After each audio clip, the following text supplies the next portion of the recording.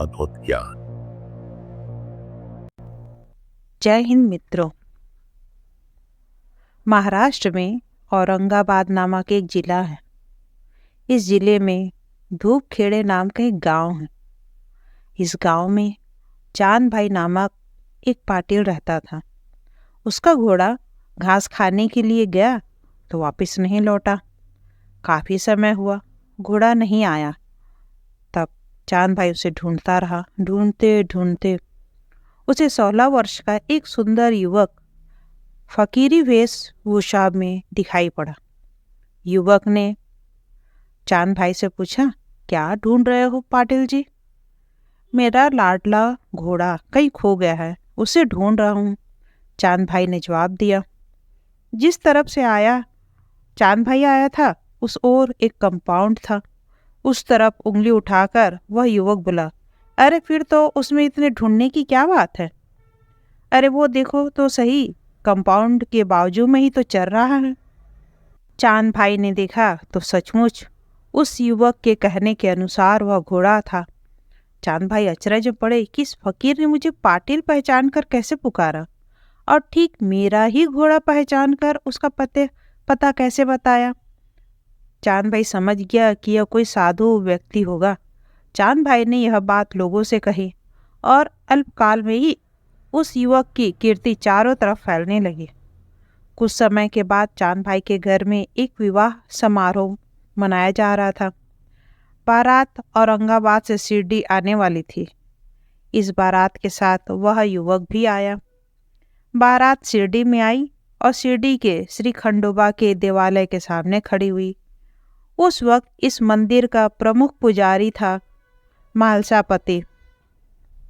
बारात में शामिल उस युवक को देखते ही मालसापति के मन में अति आदर भाव प्रकट हुआ और उन्होंने इस युवक को आओ साईं बाबा पुकार कर उनका स्वागत किया। तब से अर्थात 1854 से वह युवक शिरडी में ही रहने लगा।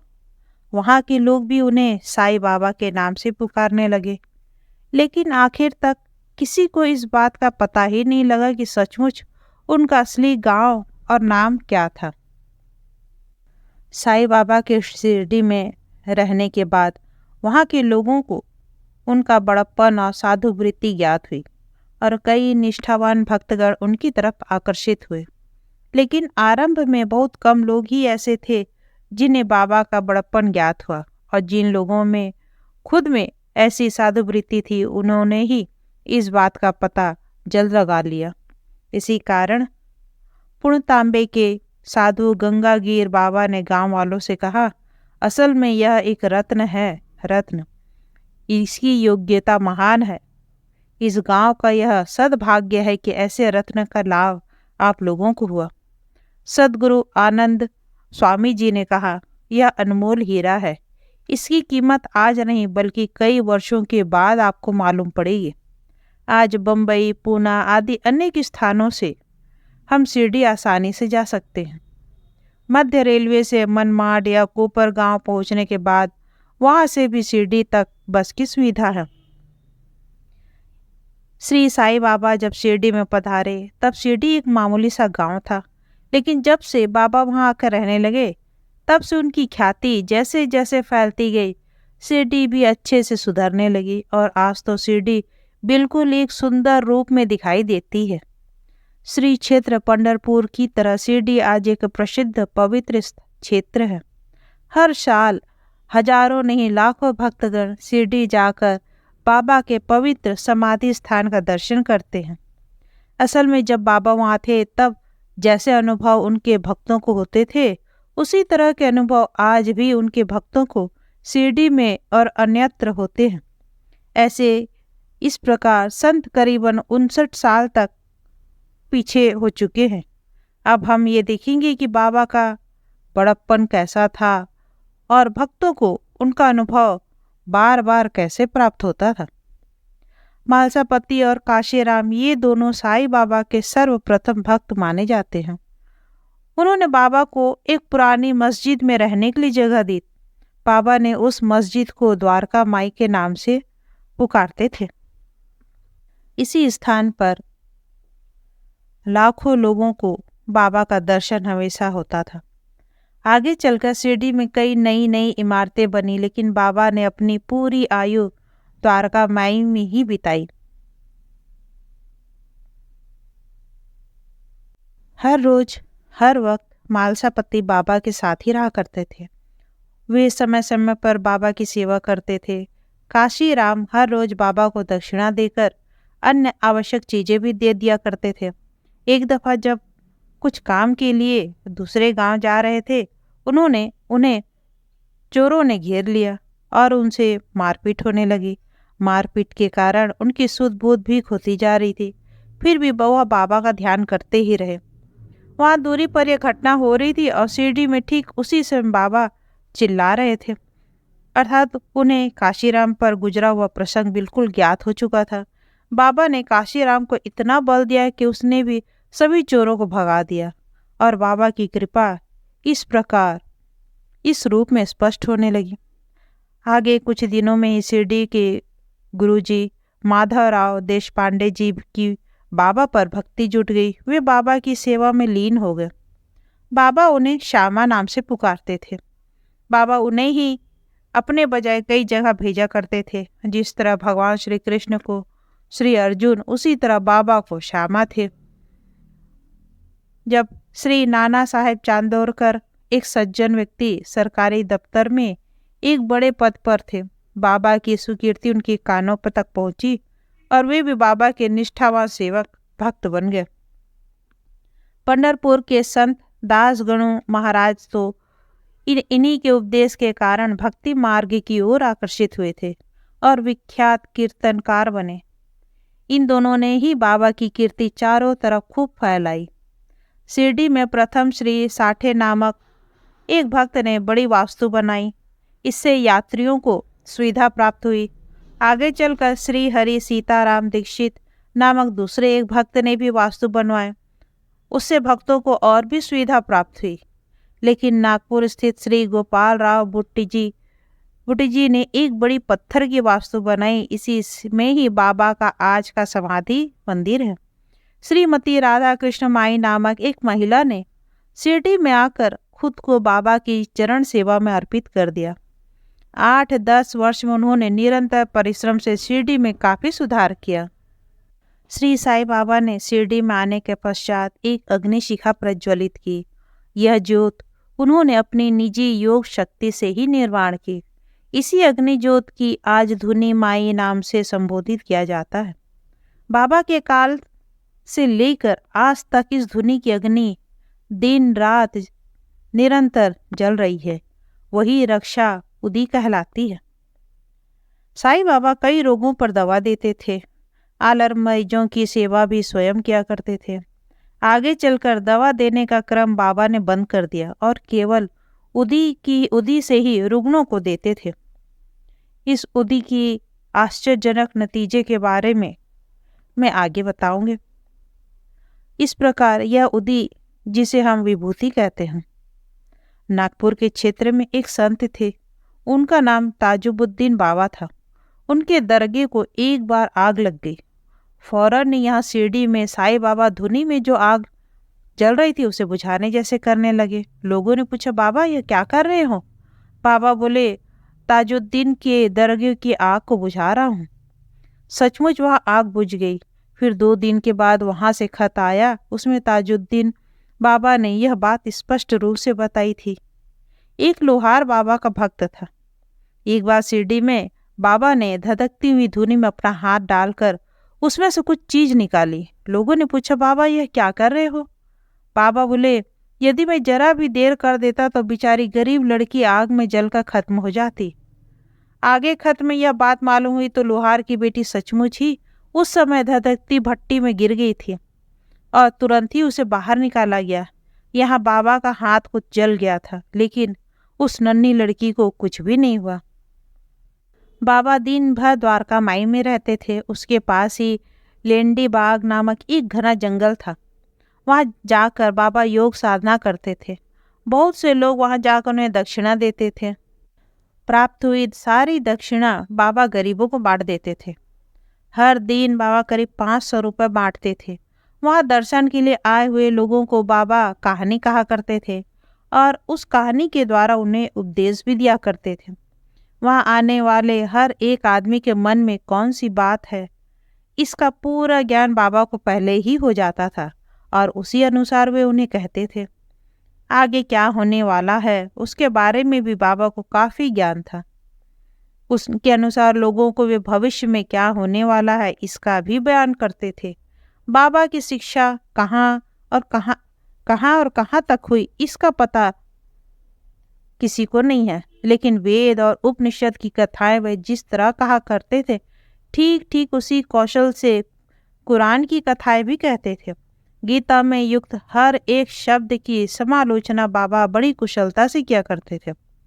शिरडी में बाबा की पूजा के लिए अच्छे सुगंधित फूल नहीं थे, इसलिए जंगली फूलों से उनकी पूजा की जाती थी। श्री काका साहब पुरंदरे नामक बाबा के एक भक्त बम्बई से सुगंधी वाले फूलों के पौधे शिरडी में सर्वप्रथम लाए, लेकिन इस तरह पेड़ पौधे लगाकर खाली शोभा बढ़ाना बाबा को पसंद नहीं था।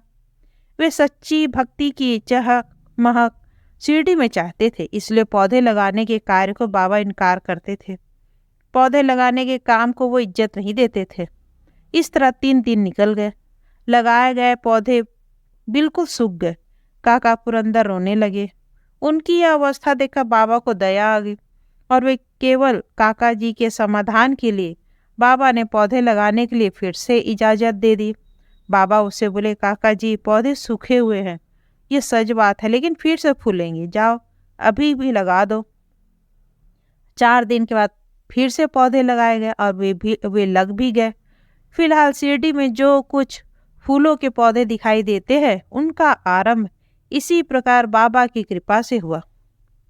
द्वारका माई में लेंडी बाग की ओर जाते समय बीच में एक नीम का पेड़ है, उसके नीचे एक गुप्त मार्ग है, उसमें एक समाधि भी है। बाबा ने ही यह जगह दिखाई और वे बोले कि यह मेरे गुरु की समाधि है। मैंने यहाँ बैठकर 12 साल तक तपस्या की है। बाबा हर रोज लेंडी बाग में जाते समय बड़े आदर से इस स्थान को वंदन किया करते थे। आज इस जगह को गुरु स्थान नाम से संबोधित किया जाता है। बाबा हर रोज एक बड़ा मटका भर प्रसाद बनाते थे और भक्तों को बांटते थे, और यही प्रसाद था बाबा का गोपाल काला। इस प्रसाद के लिए जो आवश्यक चीजें लगती थी बाबा स्वयं दुकान में जाकर ठीक भाव से खरीदते थे। बाबा व्यवहार में कितने कुशल थे इसके संबंध में एक घटना है। एक समय एक महिला बाबा के पास सीताफल बेचने के लिए आई। बाबा ने ठीक मोल करके उस महिला को 10 आने दिए। दूसरी महिला उसी समय बाबा के पास आकर सीताफल लेकर आई। बाबा ने उसकी कीमत 6 आने की लगाई, लेकिन अंत में उन दोनों के 1-1 रुपया दिया। इससे पता चलता है कि व्यवहार में बाबा कितने दक्ष थे। गरीबों को देते समय बहुत कुछ दिया करते थे। बाबा को शारीरिक और घर बार का कुछ भी मोह नहीं था। वह रोजाना 5 घर जाकर भीख मांगते और जो कुछ मिलता उस पर निभा लेते थे।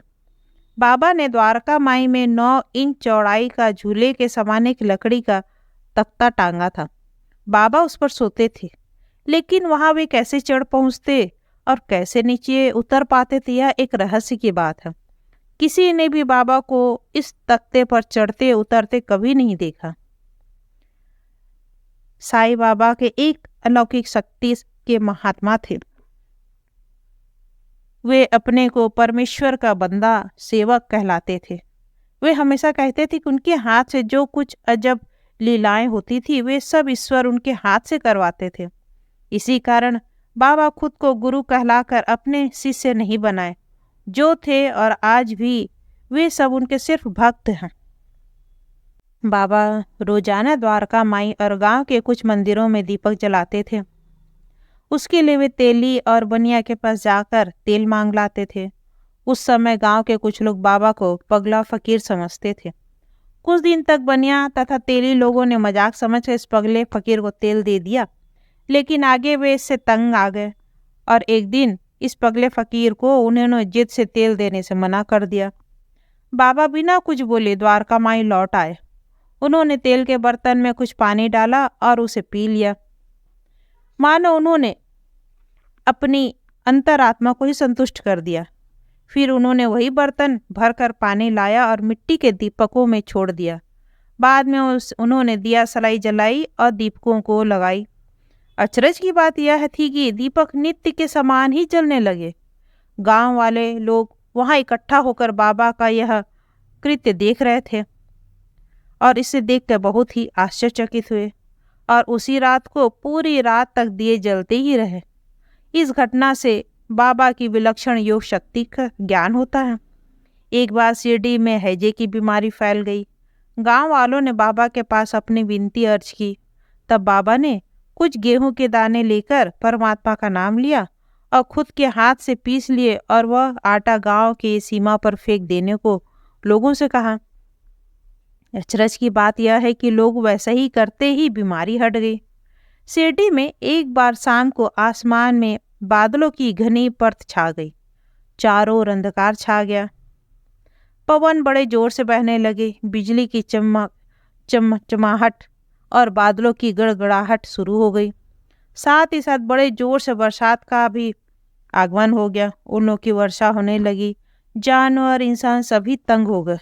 ओले और बरसात के कारण लोगों के घर के छप्पर भी टूट गए। जोरदार वर्षा के कारण चारों तरफ पानी ही पानी हो गया।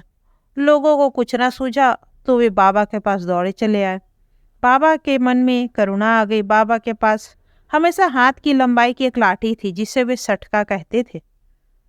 वह सटका हाथ में लेकर बाबा मस्जिद के प्रवेश द्वार पर आ गए और आसमान की ओर देखकर मुंह से कुछ मंत्र गुनगुनाकर अपने हाथ का सटका को जोर जोर से खंबे पर पटकने लगे। तब कहीं थोड़ी ही देर में वायु और वर्षा पूर्णतः थम गई। इस तरह एक दफा मस्जिद में दोपहर को धुनी में आग धधक उठी। मस्जिद की छत तक ज्वालाएं पहुंच गई। उस समय भी बाबा ने अग्नि देवता को आज्ञा दी और उन्हें शांत कर दिया।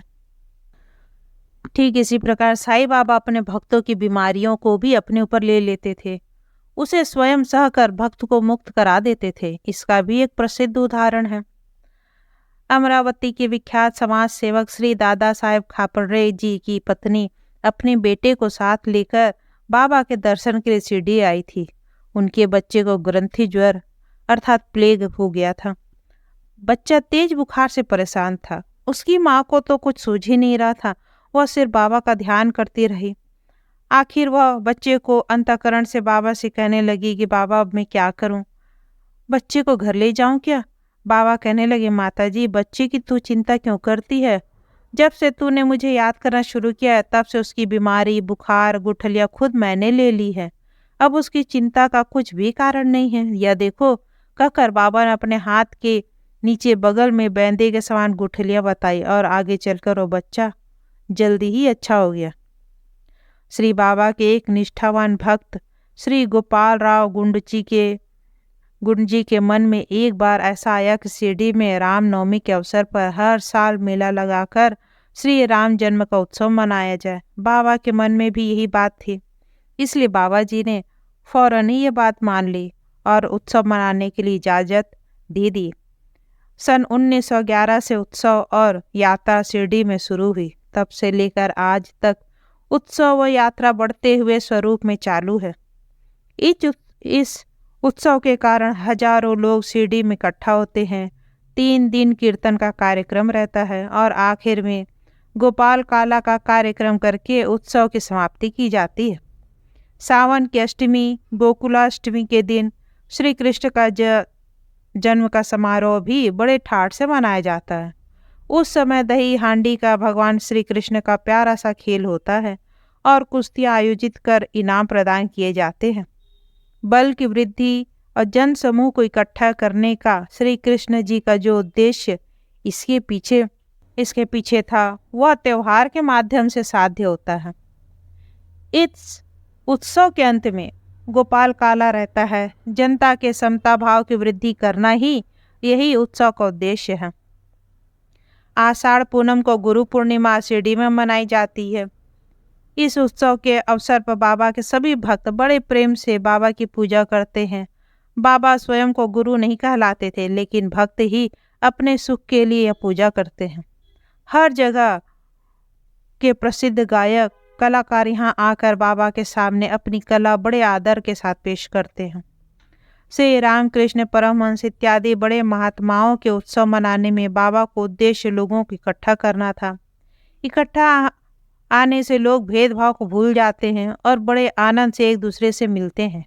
श्री साईं बाबा जैसे महात्माओं को समाज में विश्व बंधुत्व और समता की वृद्धि करने की चाह होती है और इसी कारण से वे उत्सव मनाते हैं। दुनिया के सभी प्राणी मात्र से बाबा एक रूप हुए हैं।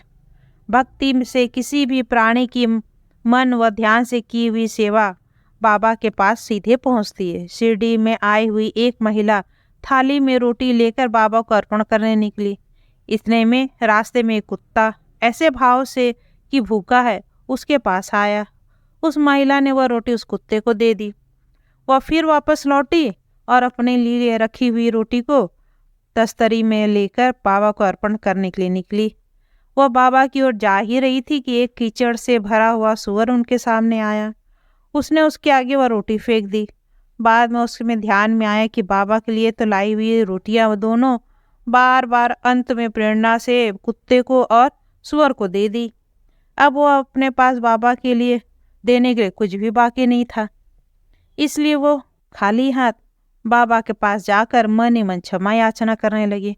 कुछ देर बाद बाबा उनके सामने बाबा के सामने जा बैठी। तब बाबा बोले, माँ जी आज तूने तो भोजन मुझे दे दिया, उससे मेरा पेट सचमुच भर गया और तृप्ति से मैंने डकार भी ले ली। इस बात का अर्थ उस महिला ने के समझ में नहीं आया। उसे लगा कि आज मैं बाबा के लिए भोजन नहीं लाई और खाली हाथ आने के कारण बाबा उसका उपहास उड़ा रहे हैं। इस कारण जरा नाराज होकर बोली, बाबा आज मेरे पास रोटी बाकी ना रही तो मैं तुम्हारे लिए खाना कैसे ले आती। बाबा बोले, माँ जी आज तूने कुत्ते को और सूअर को जो रोटियां खिलाई वह मुझे ही मिली, क्योंकि मैं तो प्राणियों में बसा हुआ हूँ। संक्षेप में बाबा की अलौकिक शक्ति के कारण ही उन्हें समस्त दुनिया का ज्ञान हुआ था। एक बार एक भक्त बाबा के सामने बैठा था। इतने में एक छिपकली की आवाज़ आई। भक्त ने पूछा, बाबा ये इस छिपकली की आवाज़ का अर्थ क्या है? कुछ अशुभ होने वाला है? बाबा बोले, अरे इसमें अशुभ कुछ भी नहीं है। इस छिपकली की बहन आज औरंगाबाद से उससे मिलने के लिए आने वाली है, इसलिए वह आनंद से चिल्ला रही है। सबको लगा बाबा कुछ विनोद ढंग से बोल रहे हैं। इतने में एक भक्त औरंगाबाद से बाबा के दर्शन करने के लिए आया और उसे नारियल आदि निकालने के लिए अपनी गठरी जो खोली ही नहीं कि उसमें से एक छिपकली बाहर निकली और फुर्ती से दीवार पर चढ़कर पहली छिपकली से मिली।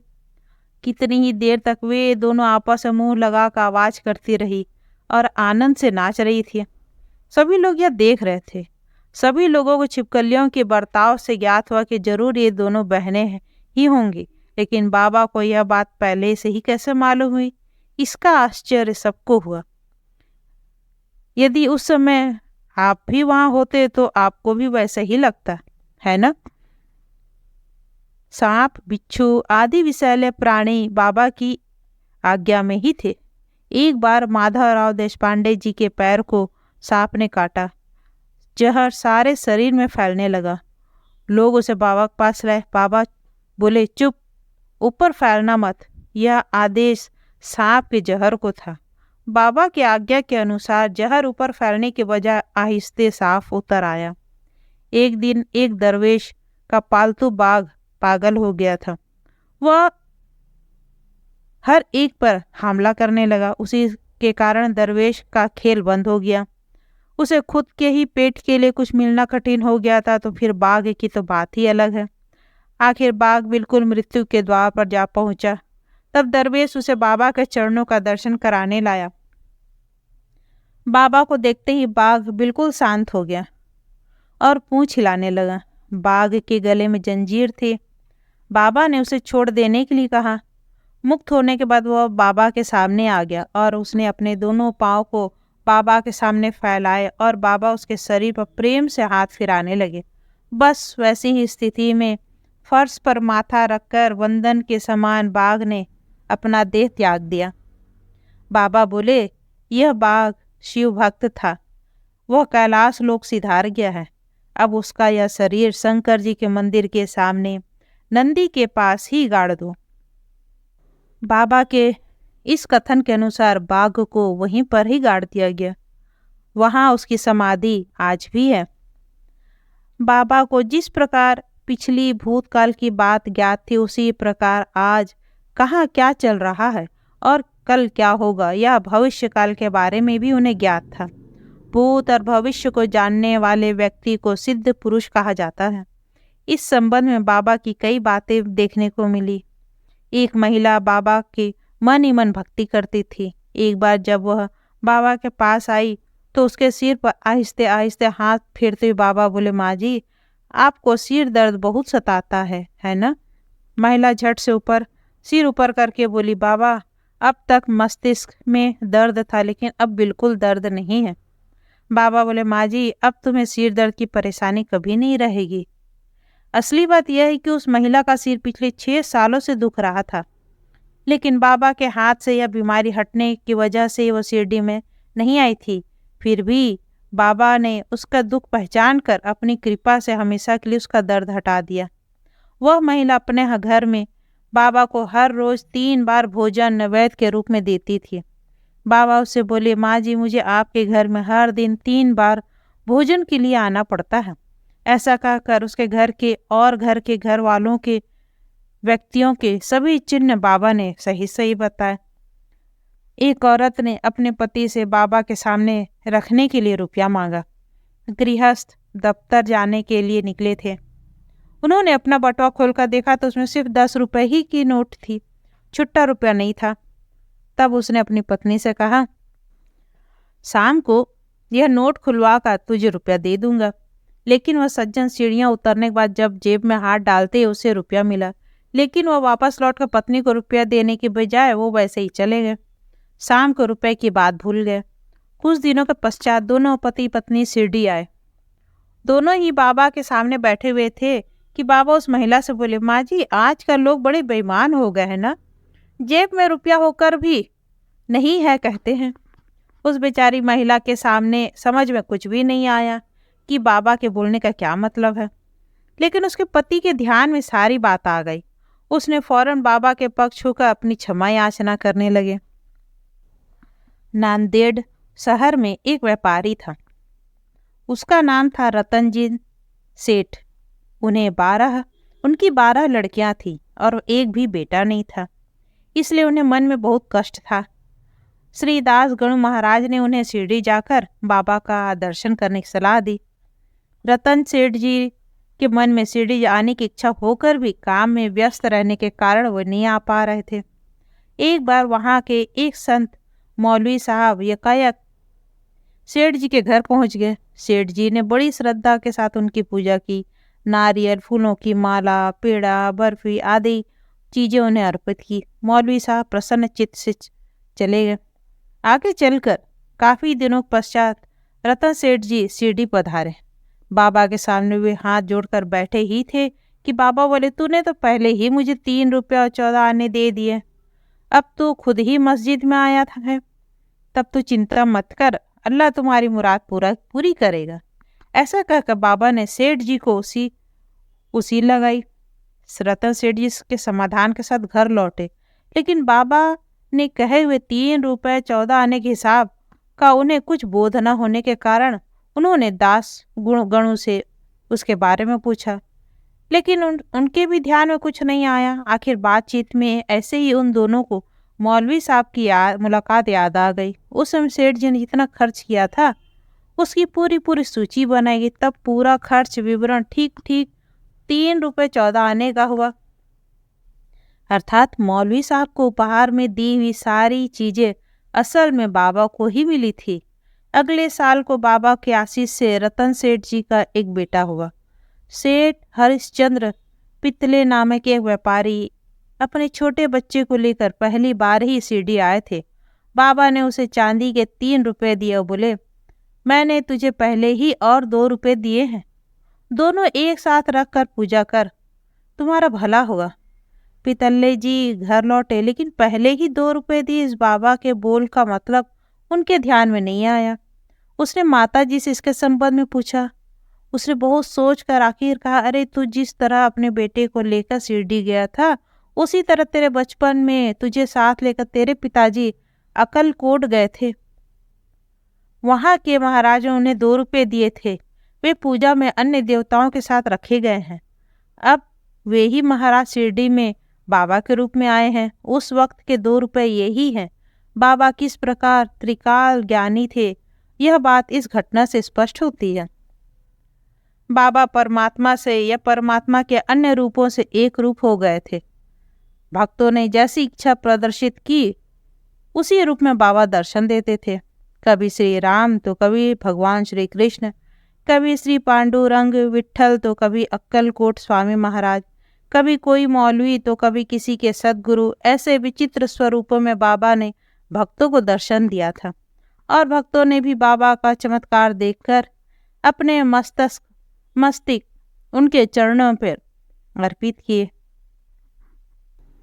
समय महाराज दासगणु बाबा के पास थे कि उन्हें अचानक पंढरपुर के विट्ठल दर्शन की इच्छा हुई। उन्होंने बाबा के पास पंढरपुर जाने के लिए इजाज़त मांगी, लेकिन बाबा के मन में उन्हें भेजना ना था।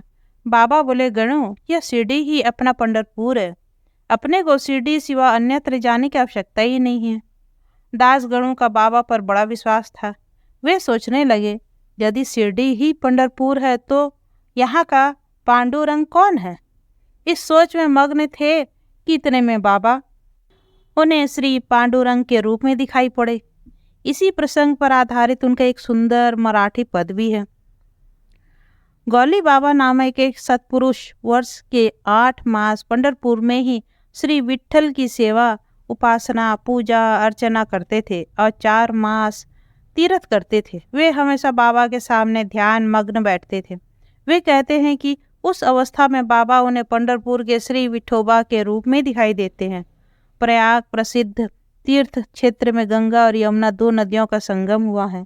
वहाँ एक बार वहाँ जाने की इच्छा संत श्री दास गणु जी के ने बाबा के पास व्यक्त की। बाबा बोले, गणु, अपना प्रयाग तीर्थ यही है। और अचरज की बात, सचमुच ही बाबा के पैरों के दोनों अंगूठों में से गंगा और यमुना की धारा बहने लगी। दास गणु को प्रयाग तीर्थ वहीं मिल गया। श्री बापू साहेब जोग बाबा के एक परम भक्त, इनको भी अक्कलकोट स्वामी महाराज से मिलने की तीव्र इच्छा हुई। तब बाबा ने उन्हें उस स्वामी के रूप में फौरन दर्शन दिए और उनकी इच्छा पूर्ण की। कई भक्तगणों को बाबा कभी कभी द्वारकाधीश गोपाल कृष्ण जी के समान भी दिखाई देते थे। बम्बई के एक प्रसिद्ध डॉक्टर श्री राम भक्त थे। वो बाबा को नहीं मानते थे। एक दफ़ा वे अपने मित्र के हट के कारण उसके साथ शिरडी गए, लेकिन शिरडी में आकर भी मैं बाबा को वंदन नहीं करूँगा, ऐसा बड़े जिद से अपने दोस्त को उन्होंने कहा। डॉक्टर और उसके मित्र बाबा के पास जा रहे थे, लेकिन काफ़ी दूरी से बाबा को देखकर ही डॉक्टर साहब दंग रह गए और दौड़ने लगे। और क्या बात, उन्होंने बाबा के सामने जाकर साष्टांग दंडवत प्रणाम किया। बाबा उनको शुभाशीष प्रदान किया। वापस लौटने के बाद दोस्त ने पूछा, डॉक्टर साहब, यह आपने क्या किया? आप अपने वायदे को क्या भूल गए थे?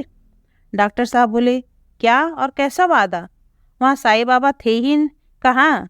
मुझे तो उनकी जगह अयोध्यापति श्री प्रभु राम जी दिखाई पड़े और मैंने उन्हें सादर दंडवत प्रणाम किया। इन डॉक्टर साहब को आगे चलकर अपूर्व परमानंद स्थिति का लाभ हुआ। एक बार नासिक के बड़े शास्त्री जी ऐसा ही निश्चय करके शिरडी में आए थे। उनके गुरु बड़े कर्मठ ब्राह्मण थे और उन्होंने कई साल पहले समाधि भी ली थी, लेकिन बाबा ने उनके गुरु के स्वरूप में ही शास्त्री जी को दर्शन दिए। कुछ विद्यार्थी परीक्षा में बैठते हुए भी और बैठने के पश्चात भी मैं उत्तीर्ण हो जाऊंगा या नहीं, ऐसा सवाल ज्योतिष महोदय से पूछते हैं। असल में सच में देखा जाए तो उत्तीर्ण होना पढ़ाई का फल है। उसे यदि सद्गुरु की कृपा साथ मिल गई तो बहुत ही अच्छा। यहाँ भविष्यवक्ता का क्या काम? भविष्यवक्ता कुछ भी कह देते हैं और विद्यार्थी अपने मन पर बुरा असर कर लेते हैं। लेकिन साईं बाबा के पास कोई विद्यार्थी आए तो उन्हें सबसे पहले पढ़ाई करने का उपदेश करते हैं और साथ ही शुभ आशीष और उदी देते थे। ऐसे विद्यार्थियों को निश्चय रूप से यश प्राप्ति हो जाती थी। अब उदी क्या चीज है? यह तो बाबा के अपने अपूर्व महायोग शक्ति से निर्मित की हुई धुनी की विभूति है। अर्थात उदी में बाबा की दिव्य शक्ति निवास करती है और यही भक्त लोगों की धारणा भी है। उदी से कई लोगों का दुख निवारण हो चुका है और कई लोगों के असाध्य रोग भी अच्छे हो गए हैं। बाबा के इस अचरज में डालने वाली उदी के प्रभाव के संबंध में अनगिनत कथाएं हैं। एक डॉक्टर साहब के भतीजे को हड्डी में व्रण हुआ था। डॉक्टर जितने भी उपचार मालूम थे वे सभी उपचार उन्होंने किए और अंत में शल्य क्रिया भी की, लेकिन बीमारी ठीक ही नहीं होती थी। उस बच्चे की पीड़ा देखी नहीं जा रही थी। रात दिन वह बड़ी करुणा के साथ वह चिल्लाता रहता था। आखिर डॉक्टर साहब बाबा पर यकीन रखते हुए अपने दुखी भतीजे को लेकर बाबा के दर्शन के लिए आए। बाबा ने कृपा भरी दृष्टि से मरीज बच्चे की तरफ देखा और खुद के ही हाथ से उदी लेकर उस छत पर लगाई। 2-4 दिन में वह छत ठीक हो गई।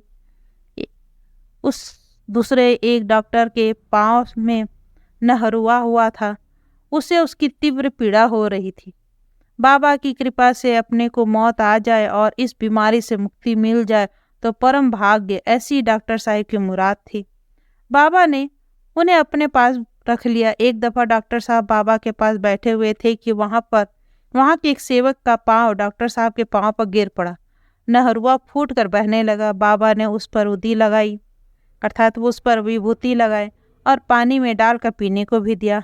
8-10 दिनों में जख्म में से लंबे लंबे केचुए निकल आए और उसका पैर पूर्णतः ठीक हो गया। ऐसे बहुत से उदाहरण हैं। बाबा के एक परम भक्त श्री नाना साहेब चांदोरकर खानदेश के जामनेर में एक तहसीलदार थे।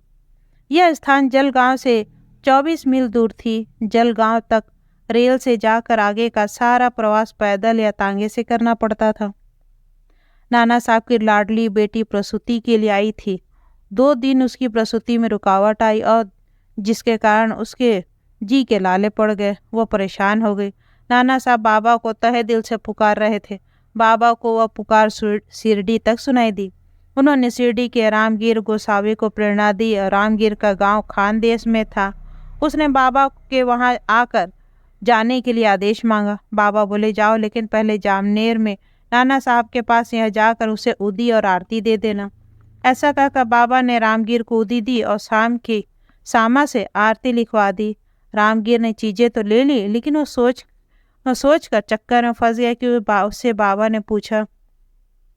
उसने बाबा से पूछा, बाबा मेरे पास तो सिर्फ 2 ही रुपए हैं, इतने में मैं जामनेर जाकर आगे घर कैसे जाऊं? बाबा बोले तू चिंता मत कर, जलगांव तक तो जाओ, आगे तुम्हारा सारा इंतजाम हो जाएगा। रामगीर बाबा पर यकीन रखकर चले गए। जलगांव तक रेल का टिकट उस वक्त 1 रुपया 14 आने का था। वह खरीद कर जेब में सिर्फ 2 आने बच गए। मध्य रात्रि को गाड़ी जब जलगांव पहुंची, रामगीर स्टेशन पर उतर गए। इतने में एक खाकी लिबास पहना हुआ, सिर पर तुर्की टोपी रखा हुआ एक दरोगा जी उनके सामने आया। बोले, शिरडी के रामगीर बाबा आप ही हैं ना? हाँ मैं ही हूँ, रामगीर बोले। तो फिर चलो, नाना साहब ने आपके लिए तांगा भिजवाया, बैठ जाइए। बाबा ने सुविधा के लिए नाना साहब के यहाँ पहले ही संदेश भेजा होगा, ऐसा समझकर रामगीर बाबा तांगे में बैठ गए। सुबह का समय था। सिपाही ने तांगा एक नाले के पास रोक दिया। नाना साहब ने यह फलाहार और मिठाई आपके लिए दी है, ऐसा कहते सिपाही ने उन्हें नाश्ते की चीजों को रामगीर के सामने रखा। घोड़े को भी दाना पानी दिया। तांगा फिर से चलने लगा। सूर्योदय के समय जामनेर आया। सिपाही ने दूरी से ही नाना साहब की कचहरी दिखाई। रामगीर बोला, थोड़ा यहाँ टांगा रोक दो, मुझे यहाँ शौचालय जाना है। ऐसा कहकर रामगीर पौधे के पीछे चले गए और वह थोड़े समय के बाद जब वापस आए तो अचरज पड़ गए। वहाँ तांगा भी नहीं था, घोड़े भी नहीं थे, ना ही वो सिपाही था। बड़े ही अचंभे में पड़ गए। वह फिर कचहरी गए। वहाँ नाना साहब का पता पूछ के उनके घर पहुँचा। वहाँ बोला, मुझे साईं बाबा ने शिरडी से भेजा है और साथ में ये लाई हुई चीज़ें आपको देने को कहा है। रामगीर ने उदी आरती नाना साहब को दे दी। नाना साहब का अंतःकरण गदगद हो उठा। वे मन ही मन बोले, यह कैसे यह बाबा की अगाध कृपा है, मैंने उन्हें यहाँ से पुकारा और वो मेरा स्वर सुनकर फौरन यह चीज़ें भेज दी। घर में जाकर उन्होंने अपनी बेटी को गोदी लगाई, थोड़ी पानी में घोल के पिलाया और कुछ समय बाद बेटी के पास बैठ के बाबा की आरती उतार कर वे बाबा का चिंतन करने लगे। बेटी को तुरंत ही आराम मिल गया और कुछ ही समय बाद उस सुलभता से प्रसूति हो गया। अब इतने देर में रामगीर बाहर बैठा था। बेटी से मुक्त होकर नाना साहब बाहर आकर उनके साथ बात करने लगे। तब रामगीर ने बोलते बोलते कहा, आपका भेजा हुआ तांगा बीच में ही कहीं खो गया, मालूम नहीं कहाँ गया। तब नाना साहब अचरज से पूछे, कौन सा तांगा? अजी आपका ही तो तांगा, आपका नौकर मुझे जलगांव स्टेशन पर ही मिला, वहीं मुझे तांगे से यहाँ लाया है। राह में कुछ खाने को दिया और कचहरी के पास आते ही ज्यों ही मैं शौचालय को ले गया वो गायब हो गया। नाना साहब की आंखें ये सारी बातें सुनकर आंखों आंसुओं से भर गई। वे बोले, बाबा आप यहाँ तक आने वाले, यह बात मुझे मालूम ही नहीं थी। फिर मैं कहाँ से तांगा भेजता, यह सब तो बाबा की ही लीला है। मेरी बेटी मुसीबत में फंस गई थी, इसलिए मैंने बाबा को पुकारा और मेरी पुकार सुनकर ही बाबा ने तुरंत आपको यहाँ भेज दिया और यह उदी और आरती मुझे पहुँचा दी। रास्ते में अधिक समय न गंवाया जाए इसलिए बाबा ने ही यह सारी सुविधा की। धन्य धन्य श्री सद्गुरु साईं मावली। नाना साहब जैसे उच्च पदस्थ अधिकारी ने ही आगे खुद शिरडी आकर यह सब घटना सबके सामने बयान की थी। पश्चिम रेलवे की सड़क पर डहाणु नामक एक स्थान है। वहाँ बाला साहब देव नामक एक तहसीलदार थे। उनके संबंध में घटी हुई एक घटना बता रही हूँ। बाला साहब की माँ ने कुछ धार्मिक व्रत किए थे, इसलिए सावन मास में कुछ ब्राह्मण भोजन का प्रयोजन था। बाला साहब की कामना यह थी कि बाबा इस समारोह के लिए उपस्थित रहें, इसलिए 2 महीने पहले से ही उन्होंने बाबा को खत भेजकर आग्रहपूर्वक निमंत्रित किया था कि बाबा ने जवाब दिया कि मैं और 2 जन को साथ लेकर भोजन के लिए आऊँगा। आषाढ़ की मास से एक सन्यासी बाला साहब के पास आया था। वह गोरक्षण के लिए कुछ चंदा इकट्ठा कर रहा था। उस काम में उसे बाला साहब की मदद की चाहत थी। बाला साहब बोले, महाराज गांव में पहले ही चंदा दिया जा चुका है, आप दिवाली के समय आ जाओ, फिर आपके चंदे के बारे में सोच विचार करूंगा। सन्यासी चला गया, लेकिन अगले ही महीने जब बाला साहब के यहाँ ब्राह्मण भोजन का कार्यक्रम था, उसी दिन फिर से आ गया। उसे देखकर बाला साहब को शक हो गया कि यह आदमी 1 मास के बाद ही चंदा इकट्ठा करने के लिए ही मानो वापस आया है। बाला साहब के तर्क के अनुसार सन्यासी ने उनके मन की शंका जान ली और बोला, साहब आज मैं भोजन के लिए आया हूँ, चंदा जमा करने के लिए नहीं। तो बाला साहब हर्षित होकर बोले, अच्छा यह तो ठीक हो गया, आज हमारे घर में ब्राह्मण भोजन का प्रबंध है, उसी में शामिल होने के लिए आप खुद ही आ गए हैं। ठीक है बैठो, लेकिन मेरे साथ में और 2 आदमी हैं, उन्हें धर्मशाला में बिठाकर मैं यहाँ आया हूँ। तब वो सन्यासी बोला, तो फिर उन्हें ही लेकर यहाँ आ जाओ ना, हमें बड़ी खुशी होगी। सन्यासी उन दोनों को साथ लेकर आया और खाना खाने के बाद चला भी गया, लेकिन किए हुए वायदे के अनुसार बाबा पधारे नहीं। इस बात से बाला साहब व्यथित हुए। उन्होंने अपना दुख परेशानी लिखकर बाबा को भेज दी। बाबा ने जवाब लिखा, अरे ये क्या, मैंने तुझे फंसाया है? नहीं, मैं बिल्कुल नहीं, वायदे के अनुसार मैं और 2 जनों को लेकर आया और भोजन करके चला भी गया, लेकिन तूने मुझको पहचाना ही नहीं। मेरी तरफ आशंका भरी दृष्टि से देखा, यानी संशय पिशाच ने तूने फंसाया है। यह बाबा का खत पढ़कर बाला साहब दुखी हो गए। बाबा ने मेरे यहाँ आए, लेकिन उन्हें पहचान न सकने के कारण उसकी पूजा भी मैं नहीं कर सका। कितना अभागा हूँ मैं। उन्होंने फौरन ही खत लिखकर दया क्षमा की याचना की। साधु पुरुष श्री वासुदेव नंद सरस्वती जो टेम्बिय स्वामी नाम से मशहूर थे, बाबा के काल में एक महान साधु पुरुष हो चुके थे। वे कर्मठ अग्नि पूजक और उपासक थे। वेद विद्या मंत्र विद्या इन दोनों का उनका पूरा अधिकार था। उन्होंने युवा अवस्था में ही संन्यास ले लिया था। बाबा और वासुदेवानंद एक दूसरे को बंधु कहते थे।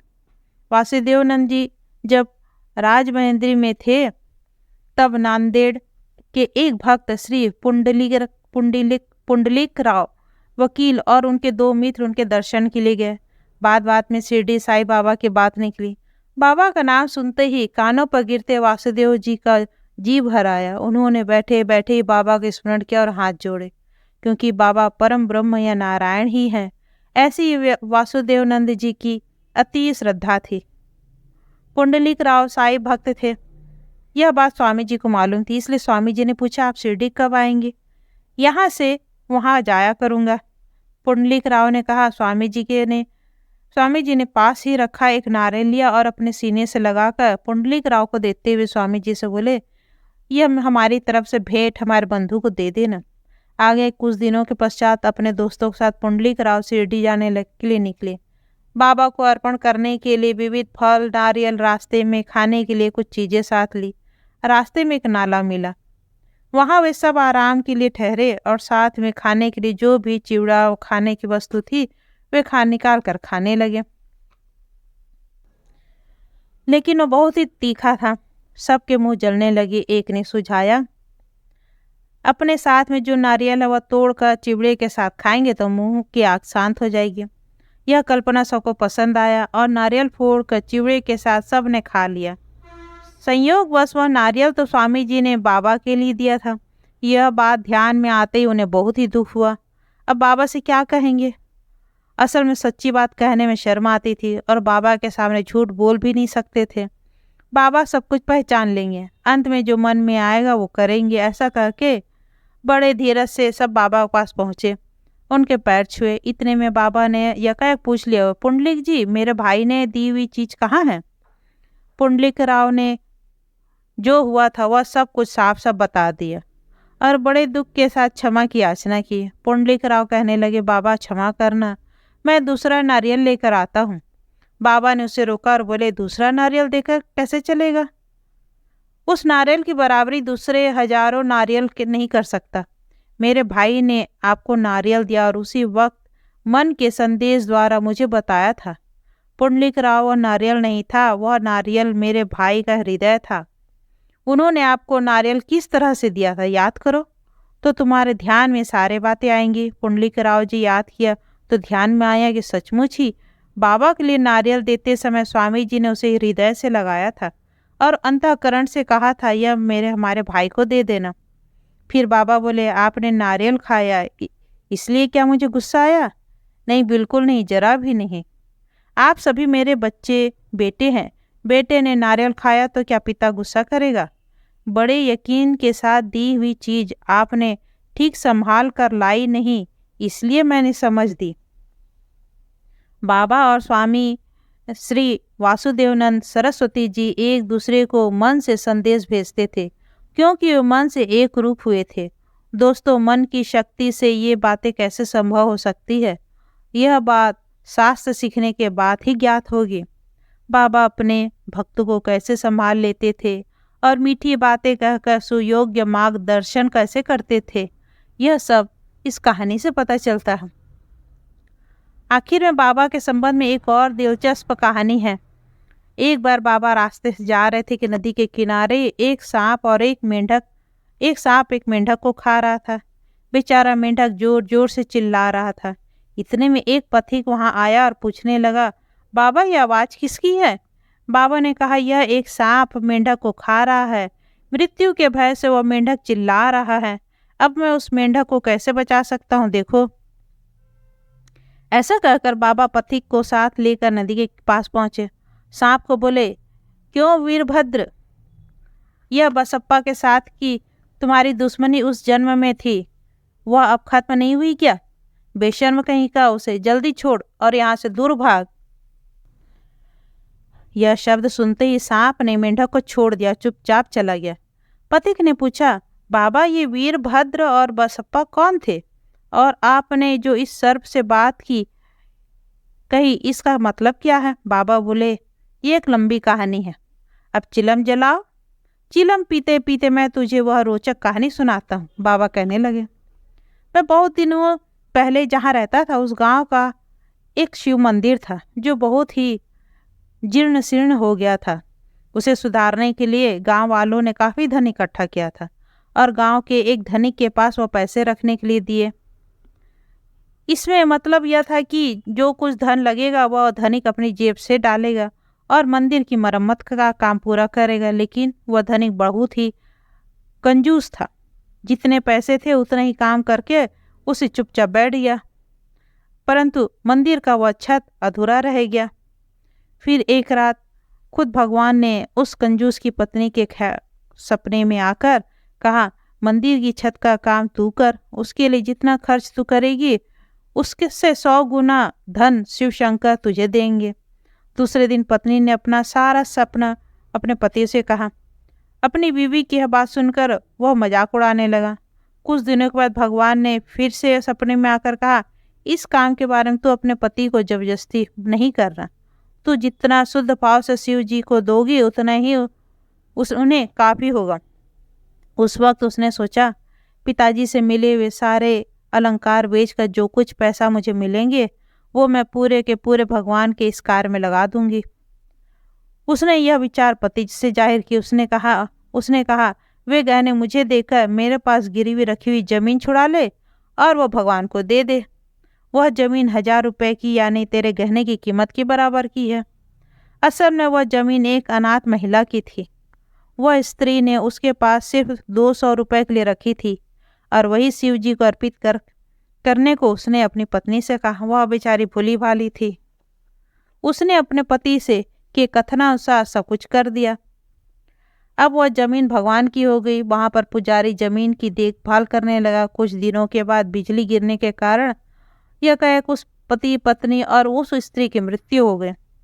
फिर उस धनिक ने मथुरा में एक गरीब ब्राह्मण के घर जन्म लिया। उसका नाम वीरभद्रप्पा रखा गया। उसकी पत्नी ने यहाँ शंकर पुजारी के घर में जन्म लिया। उसका नाम गौरी रखा और वह अनाथ पुजारी के घर लड़के के रूप में आई। उसका नाम चन्नबसप्पा रखा। गौरी जब शादी के लिए सुयोग्य हो चुके थे तब पुजारी को बड़ी चिंता हुई। वह मेरे पास आया तो मैंने कहा, अरे चिंता किस बात की, यह लड़की बड़ी भाग्यशाली है, बड़ा पैसे वाला पति उसे ढूंढता हो खुद ही वहां आएगा। और सच ही कुछ दिनों बाद वीरभद्र नौकरी के लिए घूमता फिरता पुजारी के पास आ गया। उसे देखकर अपनी गौरी इस युवक को अर्पण करेंगे ऐसे पुजारी ने सोचा और मैंने इस बात की अनुमति दे दी। फिर उनकी शादी हुई। वीरभद्र मेरा भक्त बन गया। यहाँ उस जमीन की देखभाल वह पुजारी करता था, लेकिन उस स्थान पर अब नई नई बस्ती बसने के कारण जमीन की कीमत बहुत बढ़ गई थी और इतने में पुजारी भी मर जाता है। वह जमीन गौरी के यानी उसके पति वीरभद्र की हो गई। अब उस जमीन की कीमत अब 1 लाख रुपए की होगी। गौरी पूर्व जन्म में एक धनिक स्त्री थी। उस वक्त उसे 1000 के गहने देकर जमीन छुड़ाकर भगवान को दे दी। उस जमीन के 100 गुने यानी 1 लाख रुपए इस प्रकार मिले। इस तरह भगवान का शब्द सच्चा निकला। लेकिन मंदिर का अब का पुजारी चन्नबसप्पा कहने लगा कि भगवान की जमीन के आधे हिस्से का हकदार पुजारी होता है। इस न्याय से आधे पैसे मुझे मिलने चाहिए। और इस बात से वीरभद्र और उसमें झगड़ा हो गया। वीरभद्र ने चन्नबसप्पा को जान से मारने की धमकी दी। उस वक्त बसप्पा मेरी शरण में आया। मैंने उसे अभय दिया। आगे वे दोनों ही वात रोग से बीमार होकर मर गए। वीरभद्र सांप बन गया, बसप्पा मेंढक।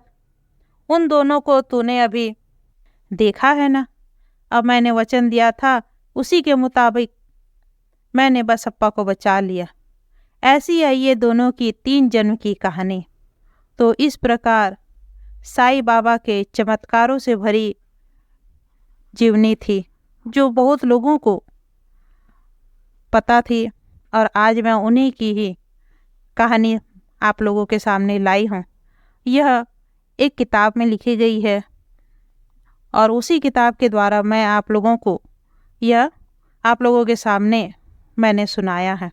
आशा है आज की यह साईं बाबा की कहानी आप लोगों को अच्छी लगी होगी और आगे ऐसे ही कथा को लेकर आऊँगी। तब तक के लिए जय हिंद, जय भारत, धन्यवाद।